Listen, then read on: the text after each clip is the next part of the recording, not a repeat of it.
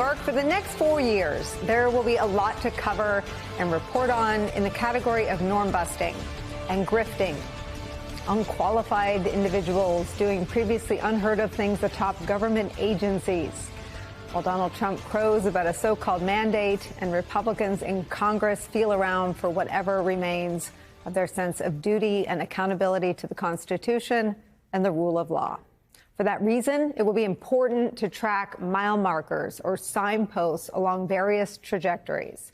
One we have focused on a whole lot around here is democratic norms versus autocratic impulses. And in that category, Donald Trump made a very big move yesterday, tapping someone who departs perhaps as dramatically as any other pick from the normal parameters for the individual overseeing the Civil Rights Division at the Department of Justice. In her case, Trump is letting the fox guard the henhouse, tapping a loyalist who has at every single turn since the 2020 election and the emergence of the big lie enabled Donald Trump's attacks on voting and democratic norms in the name of Trump's lie about voter fraud leading to his defeat in 2020. Her name is Harmeet Dillon, and she is Donald Trump's pick to lead the DOJ Civil Rights Division. It's a branch of the Justice Department the New York Times describes like this, quote, "The division enforces voting rights laws, investigates police departments, and brings charges for violations of people's civil rights." The division's own website proudly states this, quote, "We uphold the civil rights of all people in the United States." It is a solemn and important responsibility. If there is a through line in Dillon's legal work over the last few years, it is that she has supported Donald Trump over anything and everyone else. New York Times writes this, quote, "Ms. Dillon has been a conservative activist so devoted to Mr. Trump that she was willing to attack not only Democrats, but also fellow Republicans. She was also the co-chairwoman in 2020 of a group, Lawyers for Trump, that challenged the results of that year's presidential election. Here she is in an appearance on Fox News on November 5th, 2020. While votes were still being counted, President Joe Biden would not be declared the winner for another 2 days. Watch. In Philadelphia, you have election workers with Biden-Harris 2020 masks on, and they're the ones who look at ballots and they see if a ballot is defective in some way. They may fill it in or fix it, and there's nobody on the Republican side to witness it. And because that election is so close and because the president's lead is declining, that is where we could lose it. And it is an outrage that those people are in contempt of court. And meanwhile, we're waiting for the United States Supreme Court, of which the president has nominated 3 justices to step in and do something. And hopefully Amy Coney Barrett will come through and pick it up. There's no guarantee of that, Lou. So we have to fight this on the ground and make sure that we challenge in every place we are. Hopefully Amy Coney Barrett will come through. Of course, the Supreme Court doesn't step in, Amy Coney Barrett or any of them, and do much of anything. They do not tip the scales for Donald Trump because Donald Trump lost. But Dillon remained a loyal, legal foot soldier and spokesperson as Trump tried and failed to overturn the election and lost case after case after case, up to 60 of them. Here's how Mark Elias's Democracy Docket describes what she has done since then, since the 2020 election. Quote, Dillon and her namesake law firm she founded in 2006 has become one of the leading legal groups working to roll back voting rights across the country. In the past few years, Dillon, or an attorney from her law firm, has been involved in at least 16 different lawsuits in Arizona, Colorado, Georgia, Maine, Michigan, North Carolina, Virginia, and Washington, D.C., challenging voting rights laws, redistricting, election processes, or Trump's efforts to appear on the ballot in the 2024 election. In a statement, Dillon says that she is, quote, honored by President Trump's nomination to assist with our nation's civil rights agenda, but many experts see it quite differently. Mark Elias warns that with Dillon at the head of DOJ's Civil Rights Division, quote, DOJ will be on the side of vote suppressors and election deniers, an early and important indicator of what the next chapter of the fight for voting rights will look like in the United States. With Trump's latest DOJ appointment is where we start today. The aforementioned Mark Elias is here, voting rights attorney and founder of the site Democracy Docket. Also joining us, MSNBC legal analyst and NYU law professor Melissa Murray. Mark, first, just take one step back and remind us what is in the purview of the head of the Civil Rights Division at the Department of Justice. Yeah, so it's a big job, and it covers, as you point out, the enforcement of the nation's civil rights laws involving discrimination, policing, lots and lots of things. But the thing that I am mostly focused on, or the thing that immediately jumped off the page for me, is that voting rights falls within this purview. And that jumps off the page because Harmeet Dillon ran for chair of the RNC against Ronna McDaniel on a platform of voter suppression, what she calls election integrity, complaining that the Republican Party was not doing enough after 2020 to put partisan poll watchers at the polls, was not doing enough to fight against vote by mail and other forms of voting, was not doing enough to fight against civil rights and voting rights organizations in court.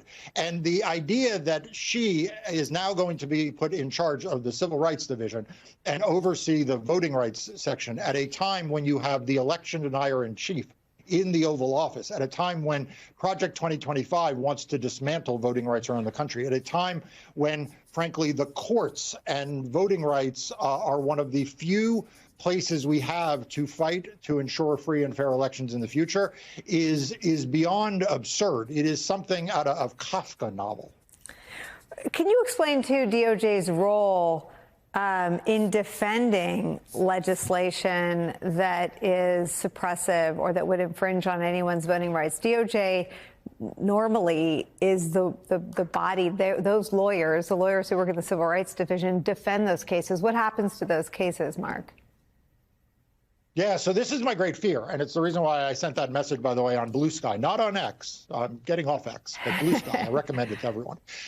But the fear that I have is that the Department of Justice, one of their missions in these cases is to ensure that the nation's voting laws are upheld. And that's both the Voting Rights Act, but it's also a number of other very, very important voting laws. They are the chief cop on the beat to ensure that people's right to vote is not infringed upon.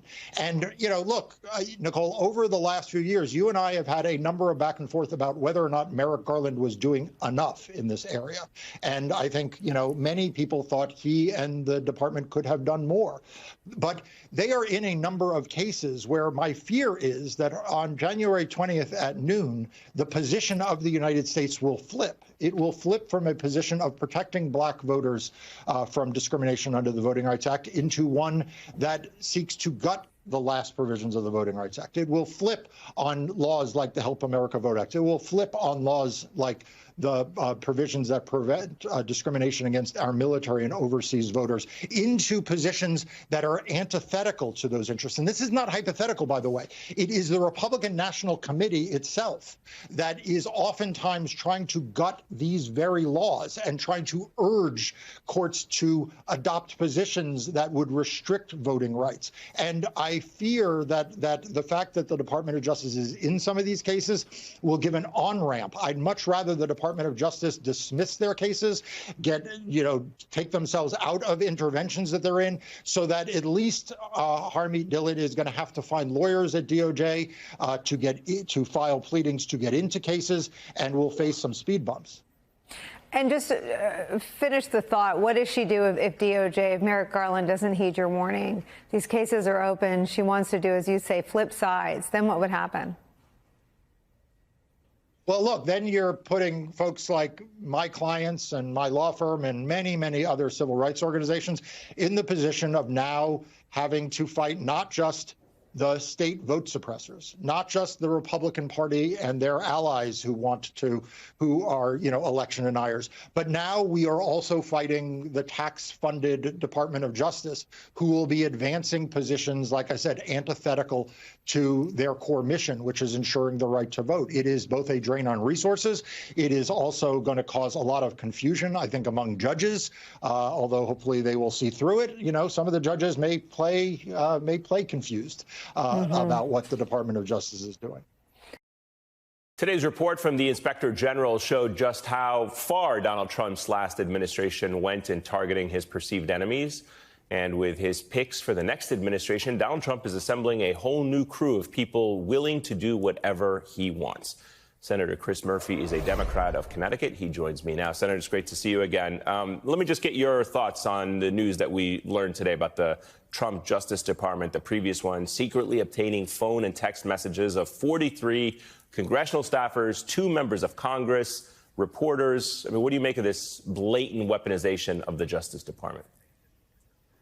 Yeah, it's an extraordinary story. I mean, this is positively Orwellian. Trump was going after the phone records of members of Congress, staff, Republicans, and Democrats, and then going to extraordinary lengths to try to hide it from public view, burying the records request. Only now are we finding out the true extent of, his attempt to try to target his political enemies and members of a protected branch of government. And I think it just shows you what we're in store for. Since then, he has made no secret of the fact that if he's elected, which he was, he is going to view his political opposition as the #1 threat to the nation's security. Of course, his opposition isn't a threat to the country, but it might be a threat to him.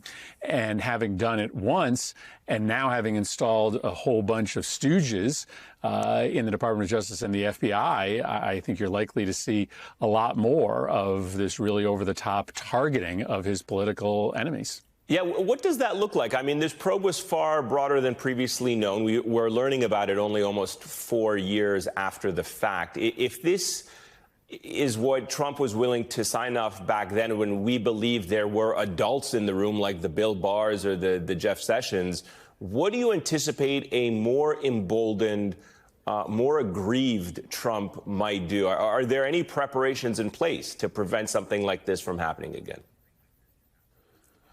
Well, listen, we can't completely imagine what he will do, but Kash Patel, who is his nominee to head the FBI, has made it very clear that he is going to prosecute and persecute anyone who he believes has stood in the way of Donald Trump's political agenda. One of the things he says he will do is prosecute people who tried to uphold Joe Biden's win in 2020.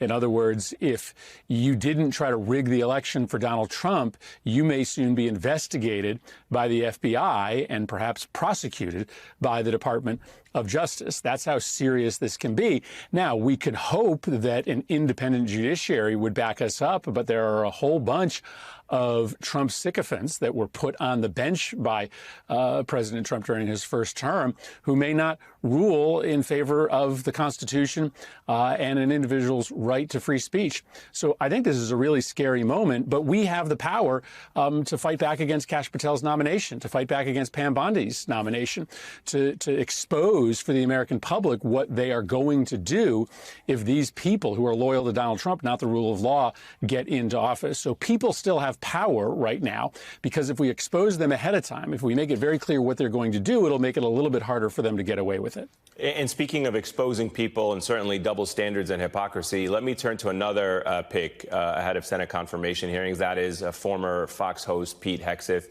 who is up for a very important position, defense secretary. He's been dealing with the repercussions of sexual assault allegations, unpopular opinions about the military. Watch this.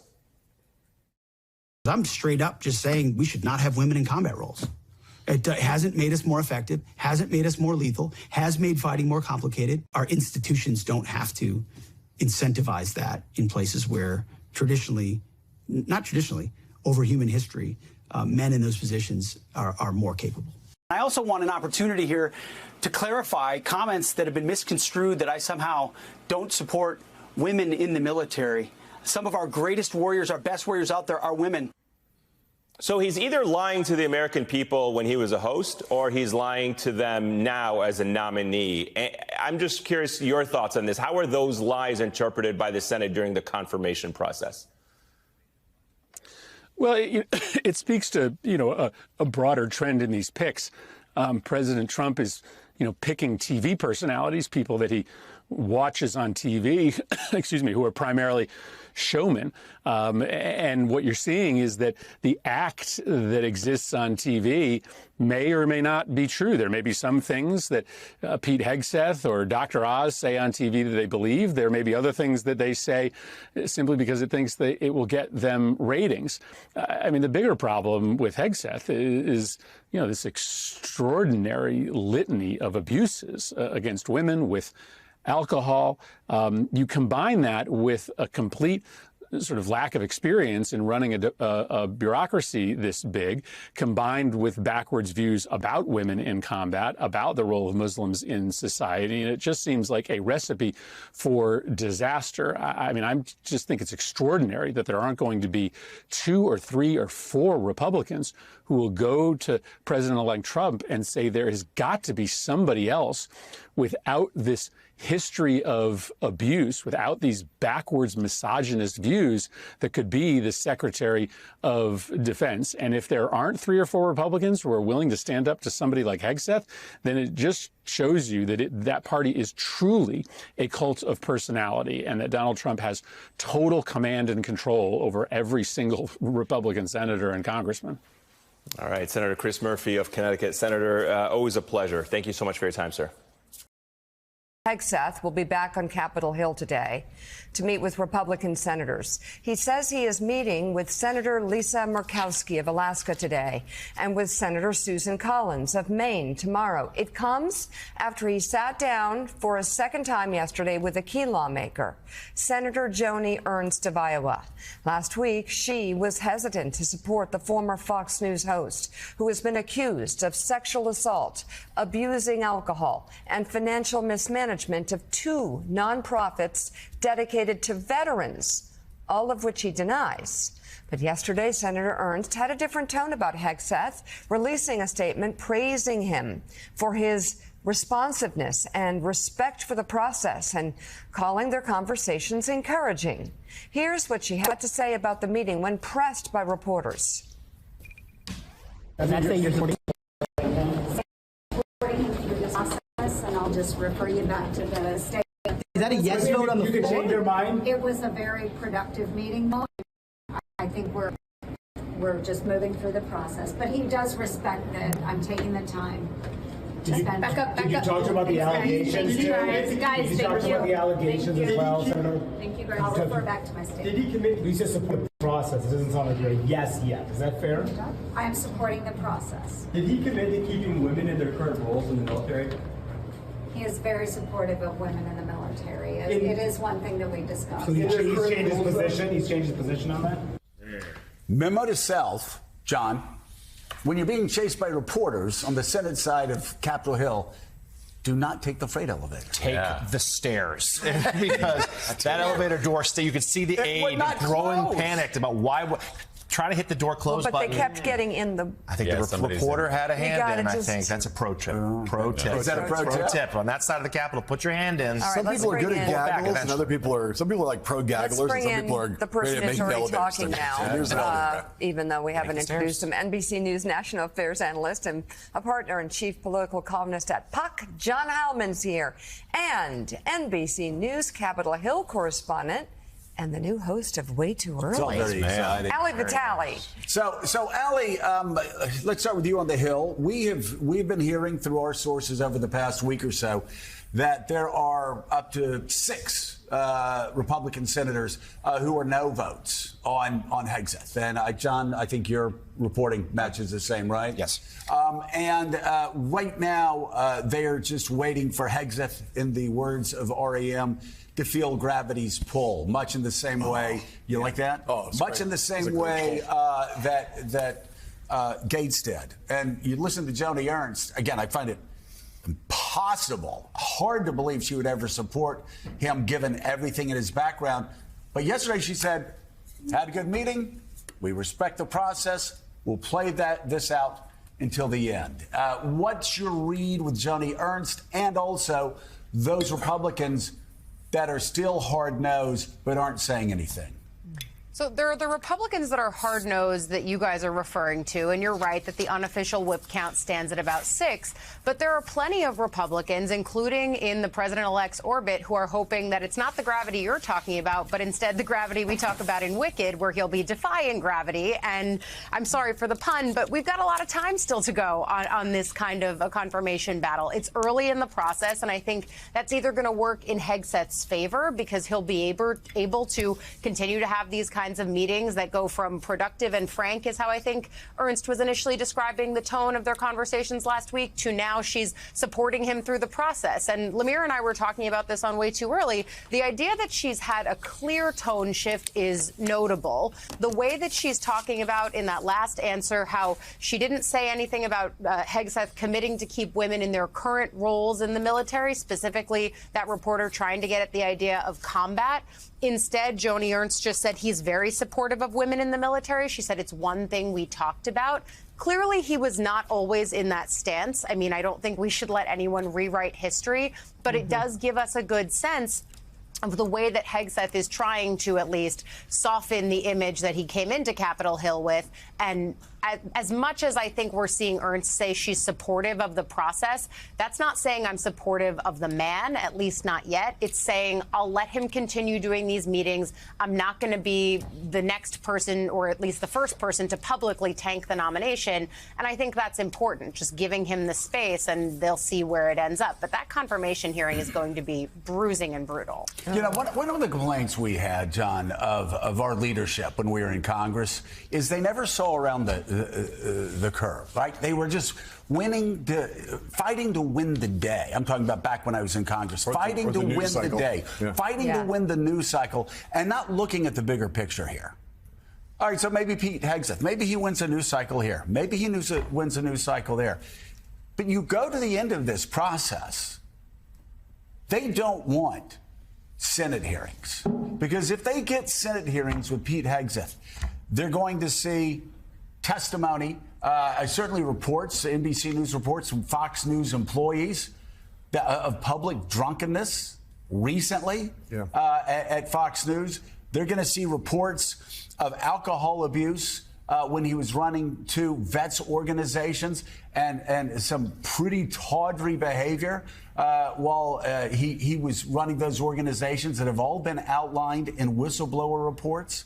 They're going to see in black and white, they're going to see financial mismanagement of vets organizations that were very strong when he started there, that ended up basically on the verge of bankruptcy and irrelevance through his stewardship of smaller vets organizations, let alone the DOD. And yes, they're going to see testimony just like we would have seen with Gates. It may not have been the 17-year-old girl for Gates, but it may have been the other women around that with Gates. Yeah. But here we have the alleged rape. We have the police report. We have somebody who leaked that to the New York Times, and members of this woman's family, if she doesn't testify, other people testifying about what Pete Hegseth has done in the past. The email from his mom. And the email, of course, from his mom, which actually lines up neatly with everything we've heard before and after about Pete Hegseth. This is, again, I will just say it as I said with Gates. This is one of those old Midas commercials. You can pay me now, or you can pay me later. Yeah. And it is not in Donald Trump or the new administration's best interest that this is splayed all over the front pages of newspapers for a week or so while he's trying to get momentum for whatever policies he wants to push. Again, maybe they want to put up a good fight, but at the end of the day, this is just bad news for the DOD. It's bad news for America and the world. It's even bad news for the incoming president. Well, I think that's definitely a point of view. And it's a point of view. Thank you. It's a point of view that I think. It's not really a point of view so much as a projection of how this ends up. It's not. I mean, look, I'm not taking the other side of the argument, but if you listen to people like Mike Davis, the head of the Article 3 project, and Steve Bannon ally. Right. You listen to Steve Bannon, people who have a lot of influence with Donald Trump. Right. They disagree with you. They want that fight. And I'm just talking about the hearing. They want the fight. They want the hearing. They want it all. They have a much more scorched earth view of this. Look, everyone around this table, I think, would agree with your point of view about this, which is like, why would the president want this? And I think if you had those two guys sitting here, they would say, we want to win this fight, and no matter how bloody it gets, the bloodier it gets in some ways, the better, because we saw what happened. And in Mike Davis's case, he analogizes all these things to the Kavanaugh experience, which is it was a brutal experience. It was really bloody. It was really terrible. And yet we ended up getting our guy in the Supreme Court. And I'm not trying to compare the two. Well, I was going to say, for those that do compare the two, that's a big difference between notes that, hey, Bubba and Buster drank in the backyard and squee in 10th grade. There was a woman who came up on Capitol Hill and testified that he had sexually assaulted her. So it was brutal for all parties there. Let's be very clear there. She went up and testified. Nobody else did around there. Here we have one case after another case after another case. We have documented whistleblower reports. We have testimony. I'm not trying to, like I said already, I'm not trying to take the other side of the argument. I'm not saying you're wrong.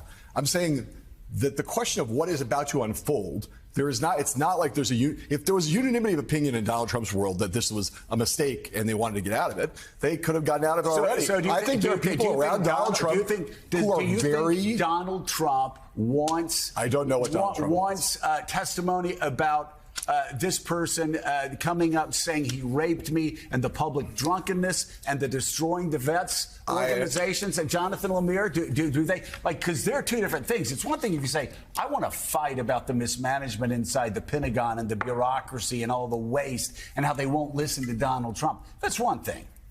And they can get plenty of people to run the DOD that can go up there and do that and be clean, just like the difference between Pam Bondi and Matt Gaetz. But we're talking about two completely different things here. You can have the fight on, hey, let's clean up the Pentagon. That's one thing. The question is whether this is a deeply flawed individual at this point in time to carry that fight out on Capitol Hill. Yeah, and there's a bit of a split in the Trump camp right now, the people that I've talked to. Absolutely, to Heilman's point. There are some who want this fight. They don't care who it is. This is about breaking it, the DOD. This is about having the public spectacle. This is about ramming their choice down the throats of the public. There are others, though, who do have that concern. First of all, also, let's remember, Donald Trump famously disdains people who drink too much. We know that cost Rudy Giuliani a cabinet post in 2016 because he would drink too much and fall asleep on Trump's plane while they were hurtling across the country.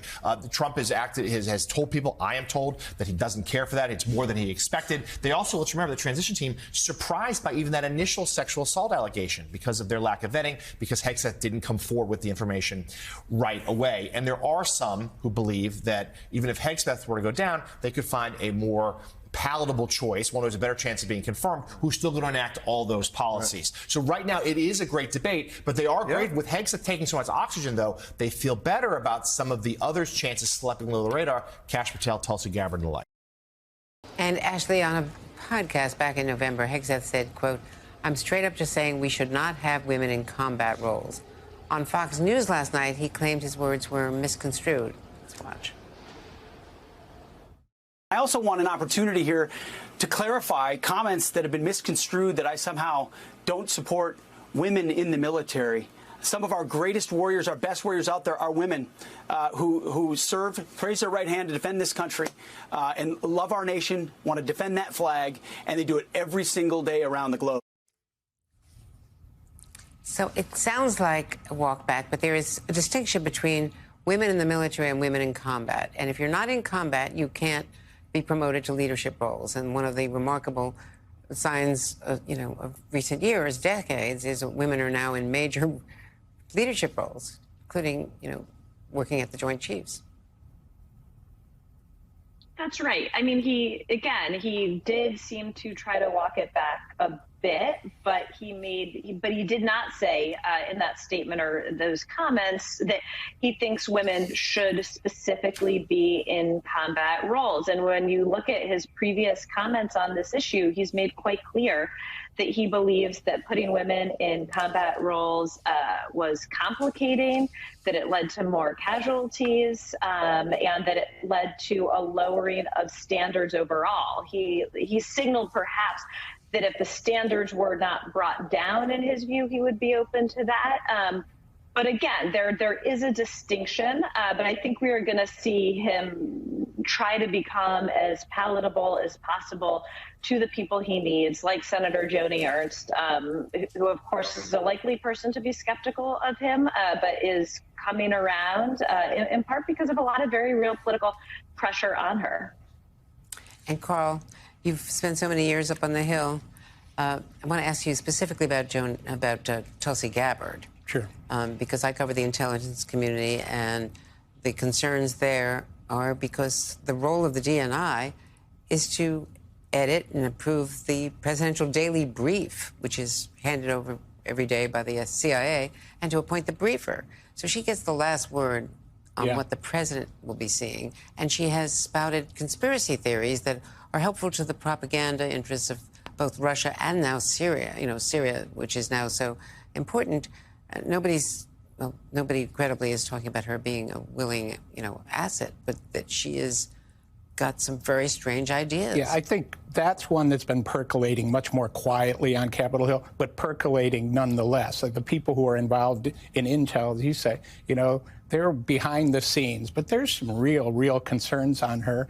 And what's going on in Syria has just put that into the forefront. It's going to be another difficult confirmation. I mean, Joni Ernst, there's a lot going on with her. She's up for re-election next time. Her brand is women in the military and against sexual assault. One thing that's been interesting, Andrea, to me this whole time is watch the Democrats. They've been laying low on this, and they want the fight to be among Republicans, and they don't want to get in the way of that fight. But, at some point, they're going to be coming out, too. They're flabbergasted, really, that their Republican colleagues are considering putting some of these people in. So, as things play out here and we get closer to hearings, I think you'll hear more from them. I think Ryan's right. Long way to go on these. And, hearings can be very explosive. Let me ask you about that and the procedural questions here, because there were times during the Kavanaugh hearing where the FBI just put things out but was not very helpful to what the Democratic critics wanted. And the FBI tends to sort of be a vacuum cleaner, and so they put out things that include unchecked allegations. Right. And that gives Republicans and in this case, and the candidate, the nominee, a chance to say, you see, that's not accurate, and then everything gets thrown out. So there's a lot of peril in that. Can the Democrats call witnesses? I think they would definitely try and call witnesses. But can they be overruled? I mean, they can. They're going to be entitled to witnesses in these hearings. I think that, say, when you look at Armed Services Committee, I think there's a pretty good relationship, really, between Roger Wicker and Jack Reed. I don't think the Democrats are going to get run over by the Republicans in the Senate on this. They're going to get their chance. Now, what the incoming administration feels about that, that's the question of what do they try and go outside or go through a recess appointment situation. But I think you can see the Democrats, when they get their opportunity, they're going to zero in on things. And it's not just going to be with Pete Hegseth. It's not just going to be his behavior, but it's about his ideas for the military and, the cleaning house over there. And I think that, you'll find some real questioning from the Democrats. But, of course, under the changes in the Senate rules, it's just a majority vote. And it's alleged mismanagement in these, military groups, veterans groups, small groups, not the, I think you'll see a lot of emphasis on this. And I even hear from Republicans, who are not way out in front on this, that one of their big questions about all their nominees is managerial competence. This is a thing that they actually care about. I mean, Pete Hegseth, that's like one of the biggest things in the government to be running one of the most important jobs. And I do hear that from Republicans saying, these people have to, RFK Jr., these people have to be able to present some kind of convincing case that they can actually manage these huge agencies. But Elise, I want to play exactly what Joni Ernst was asked after she had that meeting with Pete Hegseth, because people are curious about what seems to be a change. But as Ryan rightfully points out, he omitted the word combat. Let's listen. Did he commit to keeping women in their current roles in the military? He is very supportive of women in the military. It is one thing that we discussed. So he's changed his position? He's changed his position on that? The well-timed closing of the elevator door, Elise. So what do you make of that? I mean, is this going to be a continuing problem for him? Is the message from supporters he's reformed? I don't know. Tell me how you view this right now. Chris, I have been surprised almost that there has been so little attention to this issue, and I'm glad that right now this is surfacing over. I mean, he just is such a problematic candidate that there are so many other issues, but this is a fundamental issue that the Secretary of Defense has to speak out on, and he has to be supportive of women in combat. He can't support going backwards in history. His views are just very retrograde, considering that, you know, the Army allowed women to be in combat zones starting with World War II, and it was a huge part of why America managed to win the war. And that was a societal change, and now Pete Hegseth can't be seen to be rolling that back. And he's got a long time before he has actual confirmation hearings, considering that Trump isn't going to be inaugurated for over a month. And so far, he has been kind of a heat shield for other nominees who also have their own problems. But this is not going to go away, and it's a fundamental problem with his candidacy for the position. So, Phil, do you think this attention on Hegseth, and it's been a lot, has kind of provided some breathing room for the other nominees? There can only be one major headline about these nominees, arguably per day. Has he served a purpose for the other folks who are controversial? I think that's a pretty perceptive theory, Chris. A few weeks ago, it was Matt Gaetz, the nominee for Attorney General, who was in the spotlight and ultimately had to withdraw his nomination. Pete Hegseth has been getting a lot of the scrutiny, both from the media but also from the Republican senators up at the Capitol the last week or so, and that has created, to your point, some breathing room for other nominees who, you know, in normal times would be considered fairly controversial, both because of their backgrounds and because of their policy, views that have been stated publicly. I'm thinking of RFK Jr. for the Secretary of HHS, Tulsi Gabbard for Director of National Intelligence, and Kash Patel for the Director of the FBI. There are a number of picks that Trump has made that I think if they had been made in isolation would have drawn a lot of scrutiny from the Senate and certainly media headlines. And I think a lot of that's been overwhelmed because of the defense pick. Yeah, there are also experiential questions, right? Do they have the background that's required to do the job? So let's talk about one of those, Elise. DNI hopeful, Tulsi Gabbard. She started her rounds on Capitol Hill by meeting with defense hawks, including Senator Mike Rounds, and this is what he had to say.